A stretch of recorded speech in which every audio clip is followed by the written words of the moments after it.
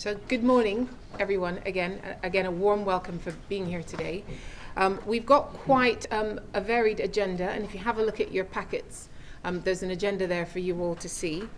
I'm going to start off by talking to you about our experience at St. George's Hospital, where we've been carrying out electrochemotherapy since 2009. We've treated quite a wide variety of cases, and I will show you some pictures so that you get some sort of idea. I know that there's a mix of clinicians here today. There are plastic surgeons, there are oncologists, and there are nurses. And you'll hear later on this afternoon from an anaesthetist to give you his perspective on the management of these patients. And then you'll hear from Carol Cuthbert, who is our CNS at St. George's Hospital, to talk to you about the management of the wounds of these patients. So St. George's Hospital is a major trauma centre in southwest London. It's got its own teaching hospital, it's got its own medical school, and it's got a biomedical science department as well, which is quite large. We serve a population of 3.5 million, it's quite huge numbers, across southwest London, Surrey and Sussex. And most or all of the patients are treated in the melanoma unit. So we've been using electrochemotherapy in our patients since 2009. There are currently 2 consultants who carry out this treatment, and we try and do 1 to 2 lists per month so that we can populate the lists in advance. All of our cases are currently done under general anaesthetic. We have started doing some local anaesthetic with sedation, and we use only intravenous bleomycin, although that may change, and you'll hear a little bit more about that later on today. Frozen again. Okay, so this gives you a rough idea as to what we've done in terms of numbers over the years. So we started treating at the end of 2009 and treated 3 patients. And then we've seen a steadying increase in the number of patients that we have treated. This isn't necessarily the number of patients that we get referred, because some patients self-refer and some patients are not suitable for electrochemotherapy, but it's a growing trend. Last year we saw a dip in our numbers, and we think that this is partly because there are lots of centres who've now joined INSP-ECT or are carrying out electrochemotherapy, so that sort of diluted the workload a bit. But as of the first quarter of this year, we've done 13 cases already, and we've still got the rest of the year to go, so we expect that trend to continue to rise. And I'm sure that part of this is because, of course, last year NICE put their badge of approval on electrochemotherapy for treatment of metastases in the skin and for basal cell carcinomas. And that's opened up the treatment armamentarium for these sort of patients. So I'm sure that we'll see increasing numbers over the year. In terms of pathology, the majority of the cases that we treat tend to be melanomas, and they tend to be melanomas from our unit.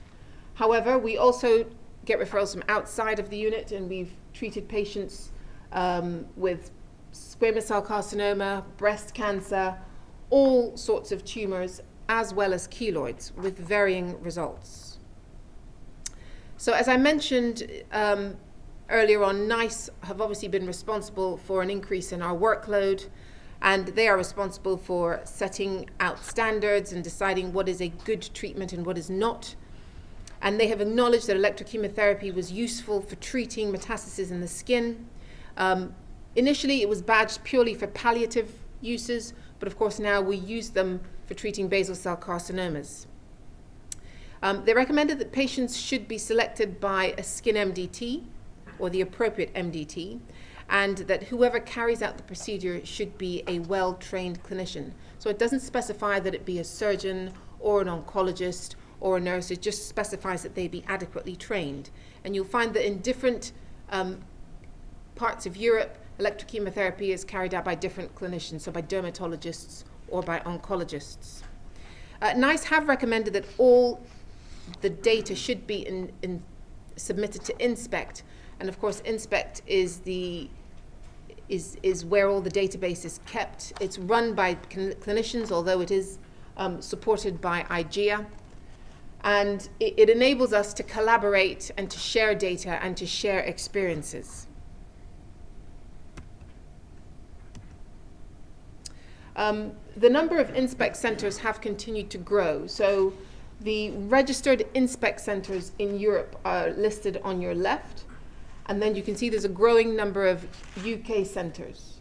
And here alone in the UK, I think we have treated 410 patients over the past year. So that number is growing significantly. Now, not all centers are registered with INSP-ECT, and therefore we don't have all the data on all the users. And the database itself is quite complicated to use and complicated to run. So a lot of centers who you carry out electrochemotherapy may not be able to update their data to the database, and this is one of the things that we're looking to try and improve. So this is the role of INSP-ECT. It started in 2009, and you can see it started with 4 shady characters and has now grown, and some of them are here today. We meet once a year, and it's our opportunity to get together and give updates as to what has happened over the past year. We share interesting cases, we share problems, complications, and we collaborate on papers so that we get the largest numbers possible for each paper that's written by INSP-ECT. So I thought I would show you some images from patients treated at St. George's Hospital. I know that some clinicians here do a fair amount of electrochemotherapy, and I know that there are some of you who are just starting out, or you probably don't even have a machine, and you're wondering whether or not this is something that you should consider doing. And electrochemotherapy does not necessarily replace surgery, but for your patients who have troublesome metastases, who do not want surgery, cannot have surgery, then it is an option. And it's something that should be considered, because for some patients the results are really very good. And this is your typical patient with melanoma. They've got a large fungating tumor on their ankle, and you can see deposits of metastases around it. They've had 1 treatment with electrochemotherapy, and you can see the results at 4 weeks. And what we tend to see is that over that first initial 4 weeks, the tumors ulcerate, it necroses, they may or may not have an eschar, and then that wound proceeds to heal. Patients will complain of all sorts of things. Pain can be an issue, and we tend to make sure that they go home on very strong analgesics. We give our patients pregabalin to take from the day of surgery, and that is continued for that 4-week period. And that first 4 weeks is the time period where pain is at its maximum, and then it starts to tailor off. And you can see that the result of a single treatment was maintained for this patient for a period of 12 months. It doesn't mean that he didn't get metastases elsewhere, and he did subsequently succumb to his melanoma, but it meant that for a period of time he did not have a fungating tumor that required dressings or was problematic. This is another one, patient with huge nodules on their chest wall. And again, after 4 weeks, you can see quite a remarkable response to the treatment. Now, we do warn them that there is a high risk of hyperpigmentation, and this is partly related to the probe that we use. So you don't necessarily get this intense amount of hyperpigmentation with all the different probes. And it also depends on the number of applications used. And certainly when we first started treating patients with electrochemotherapy, we were quite aggressive. We felt that we had to give the maximal number of applications to get the best results. And we find that actually we don't have to use hundreds of applications to achieve the same sort of result. Again, this is another lady with hundreds of huge deposits of melanoma, very painful, in very awkward anatomy. I'm only showing you her left leg, but this was circumferential, the entire length of her leg, and this was the appearance of that leg at 1 week. And that's quite a dramatic response to electrochemotherapy. It meant that she wasn't dripping, she didn't require awkward dressings, she was able to get out of the house, go for walks, and do things that she wasn't able to do in the previous state. And of course this continued to get better, but she subsequently succumbed to her melanoma 3 to 4 months later. Now this gentleman has to be one of the trickiest ones that we've had to treat, because he was HIV positive and a hemophiliac. And his main issues were this fungating melanoma on his chest wall, which bled constantly. So he needed to have dressings done 3 times a day by the district nurses. He needed to be transfused twice a week, both with factors and with blood. So this was an emergency, if you like. And he was otherwise well, so we gave him a treatment with electrochemotherapy, and it completely dried up the chest wall to the point where he did not require transfusions. Ultimately, he did succumb to his melanoma, but this treatment for this patient was a significant change in the quality of his life. And this really does demonstrate the role of electrochemotherapy for bleeding lesions, because in a patient who you definitely don't want to bleed, it has done the job. Now, what about breast cancer cases? So a lot of our referrals come from outside of the department, and this is a patient who required 2 treatments of electrochemotherapy to get her to the stage where her chest wall was dry and she didn't require complicated dressings. When she first came to us, pain was an issue, smell was an issue, and she had the first treatment, which you can see in the central picture, left her drier, but we felt that we could possibly improve on the appearance a little bit more. So she had a further treatment with electrochemotherapy, and she's been left with a dry eschar. And this dry eschar often creates a lot of problems for the district nurses who are faced with this, because they're often not sure what they're looking at. They think it's all gone wrong. They tell the patient it's infected. They say, oh, it's falling apart. You must go back to St. George's Hospital. And they often come from a long, long way away. And often we reassure them that an eschar is a good thing. Shower the area daily. The eschar will eventually lift, and then you're left with relatively healthy tissue underneath, which requires less problematic dressings. But we do accept that the dressings in the first 4 weeks can be a challenge to the nurses that have to manage these patients when we send them home.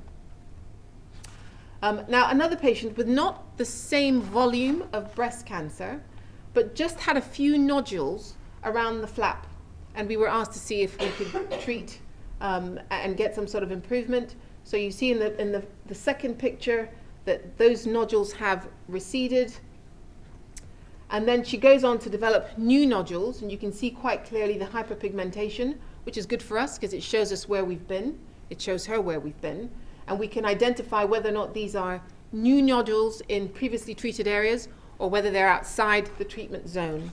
So she went on to have a second treatment with electrochemotherapy, and there's that eschar. And again, that does tend to happen when you over-treat. So if too many applications, if you go a little bit crazy with your probe, then you are more likely to get ulceration and you're more likely to get an eschar. But again, we reassure the patients and the nurses that that eschar will lift eventually, and then you'll be left with healthy healing tissue that can be managed with relatively simple dressings. Okay, now this lady was a challenge because she was a self-referral. Her husband emailed a photograph and said, can you do something for my wife? She has Parotid Carcinoma, which has recurred. She's had surgery, she's had radiotherapy, she's had chemotherapy, and basically everyone's told her to go home and put her business in order. So he was doing her change of dressings 3 times a day. They didn't have support from the district nurses, and essentially she would go into hospital and have a blood transfusion once a week because this just kept bleeding and bleeding. So she came into hospital having signed her life away because she was a high-risk anesthetic. The area that was fungating lay directly above the jugular vein and the carotid vessels, and I couldn't guarantee that we would have any success in being able to stop the bleeding because that was her issue. It wasn't the smell, it wasn't the fact that she had to have the dressings. She just wanted a period of time where it wasn't bleeding. So we brought her in, we took off the dressings, we debulked the tumor, and then we treated the base with electrochemotherapy. And this was her a couple of days post-operatively. That dressing came off and she didn't need another dressing. And she had a period of weeks where there was no bleeding. Her husband didn't have to worry about changing her dressings. she developed metastases elsewhere and succumbed to her disease. But for them, that's what they wanted. They wanted that break where they didn't have to worry about bleeding or messy wounds, where she could go out because she was still relatively well and she could continue with life for a short period of time. Rare tumors. We have tried some ecrine porocarcinomas with mixed success.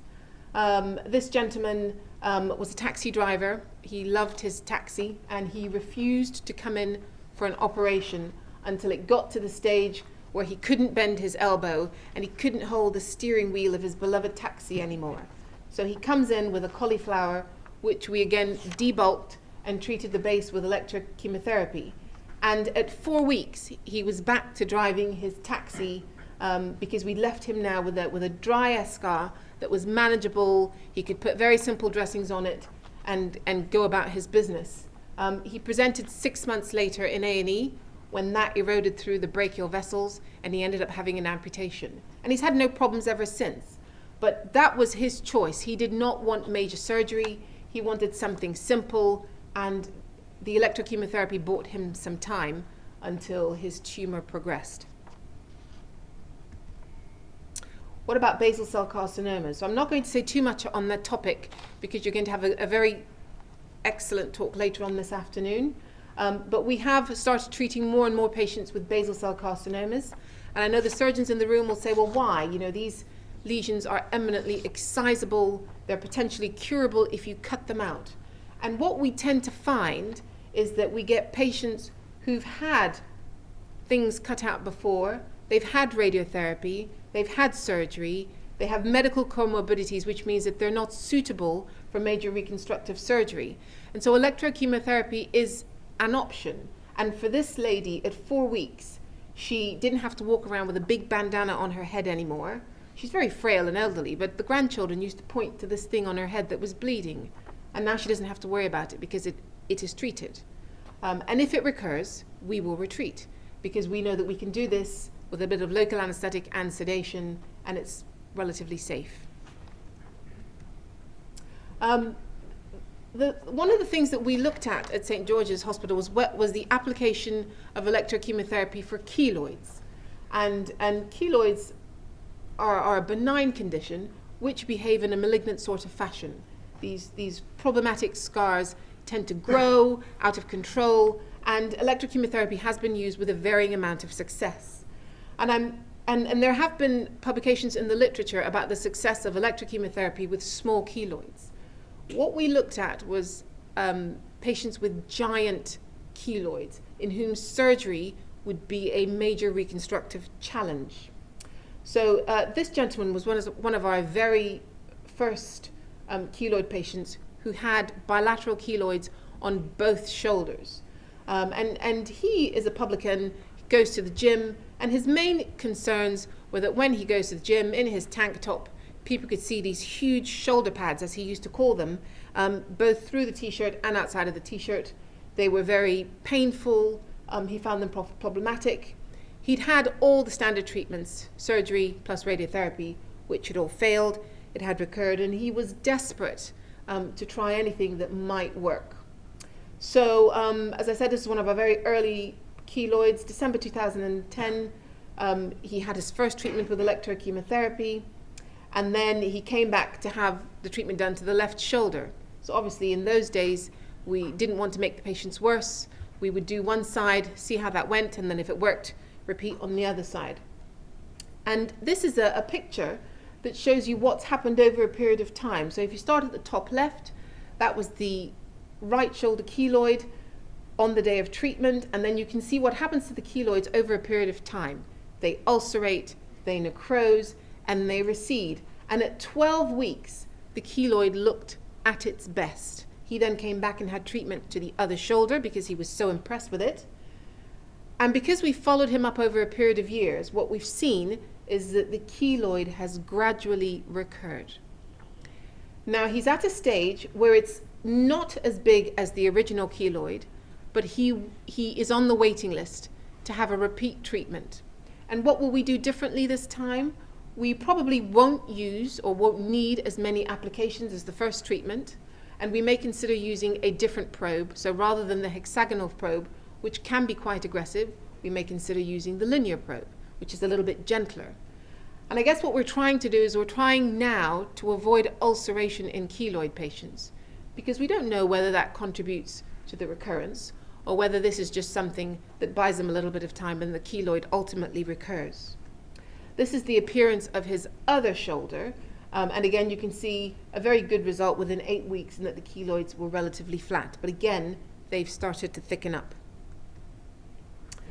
The second patient heard about electrochemotherapy from the first patient, and he was covered in keloids from head to toe. And he had had all the usual treatments, he'd had all the radiotherapy, and in fact, he'd had 42 separate treatments with radiotherapy, different countries, different sites. You couldn't possibly irradiate him anymore. And his issues were, he couldn't maintain a relationship. They were very painful. They were in awkward areas, so face, torso, groin. And he was at the end of his tether. He was prepared to try electrochemotherapy to see if it would succeed where other treatments had failed. So we treated 4 areas initially. Of his hundreds of keloids, we picked 4 of his biggest ones. And this is just a picture of his shoulders. So he had 2 relatively small keloids on his shoulders, which again ulcerated over 4 weeks. And this is his picture at 9 months. Now for this gentleman, pain was a major issue. And up until the time when he came for his follow-up at 9 months, he had not returned to work because he found the whole ulceration and the healing process extremely painful. And he remained on pregabalin for 9 months. And by the time he got to this stage, he felt that whilst he was grateful that we'd given it a go, he said he would never, ever have it done again. And then he came back a year later, and we treated some other ones. So, you know, it can be quite painful. We've looked at pain as a factor for these patients, and we give them as strong analgesia as they need, and we try not to get them to ulcerate. Now this is a much smaller keloid, and this is current day. This was done just a few months ago. And if you try not to get them to ulcerate, so try not to be as aggressive, then they tend to shrink slowly, but quite effectively. And this is his appearance at 4 weeks. So I'm hopeful that he will have a longer effect, a longer outcome with his treatment. His main issue was the big keloid at the back of his head, because he couldn't rest his head on the pillow and he couldn't wear the hard hat that he requires for work. But we treated some of the smaller ones as well. They didn't ulcerate, and they've slowly receded in size. So there is something about electrochemotherapy that is useful for patients with keloids, but in terms of long-term outcome, I can't tell you that it will be a permanent result. And these patients are all warned that they may need to come back for more treatments in the future.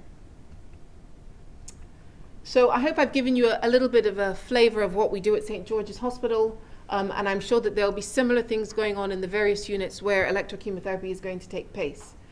Obviously, we're seeing more and more centres coming on board, and it would be very good for the data from all of these centres to be collated so that we get a better idea as to what pathologies we're treating, what sort of outcomes we're seeing, because obviously more knowledge is power.